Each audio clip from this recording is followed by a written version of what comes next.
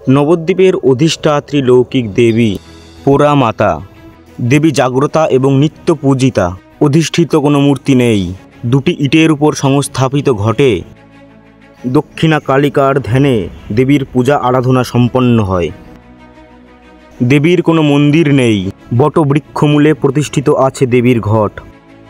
ভক্তেরা ভক্তি ভরে চিনি, সন্দেশ ও মালা দিয়ে দেবীর আরাধনা করেন। ছাগবলির প্রথা ছিল। রাজবাড়ির আদেশে 1414 সালের পয়লা বৈশাখ থেকে বলি বন্ধ আছে। দেবীর প্রাচীনত্ব নির্দ্বিধায় স্বীকার করেন সকলেই, কিন্তু কত প্রাচীন তা জানার উপায় নেই। এই দেবীর উদ্ভব সম্পর্কেও নানা মুনির নানা মত প্রচলিত। পোড়ামা বা বিদগ্ধ জননী নামে এই দেবীর পরিচিতি অগ্নিদগ্ধের সঙ্গে। এই নামকরণের যে একটি যোগসূত্র আছে, অধিকাংশ পণ্ডিতবর্গ এ সম্পর্কে সহমত পোষণ করেন। কেউ কেউ বলেন পড়ুয়াদের মা, তাই পোড়ামা, অর্থাৎ বিদ্যা দেবী নীল সরস্বতী। তবে নবদ্বীপে সংস্কৃত চর্চার ইতিহাস থেকে জানা যায় পোড়ামাতলায় ছিল একসময় পণ্ডিত সমাজের পরীক্ষা কেন্দ্র।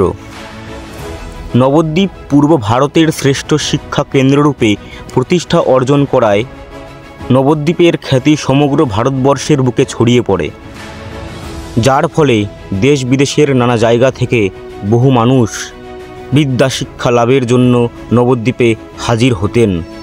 গুরুগৃহে বিদ্যালাভ সম্পূর্ণ হলে ছাত্র নিজ গৃহে গিয়ে নিজস্ব চতুষ্পাঠী স্থাপনে আগ্রহ হলে তখন সেই ছাত্রদের পরীক্ষা নেওয়ার জন্য পণ্ডিতগণ পোড়ামাতলায় সমবেত হতেন।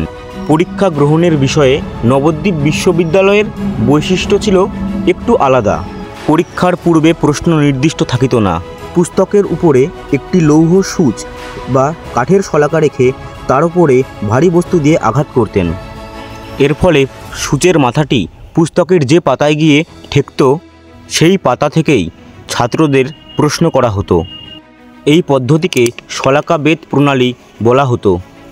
এই পরীক্ষায় উত্তীর্ণ হলে অধ্যাপকগণ সেই ছাত্রকে শাস্ত্র জ্ঞানারূপ উপাধি দান করতেন, যেমন তর্কচূড়ামণি, তর্কালঙ্কার, শিরোমণি, ন্যায়ালঙ্কার, ন্যায়পঞ্চানন, বিদ্যালঙ্কার, বিদ্যাবাগীশ, চূড়ামণি, তর্কবাগীশ ইত্যাদি উপাধির পরিচয় পাওয়া যায়।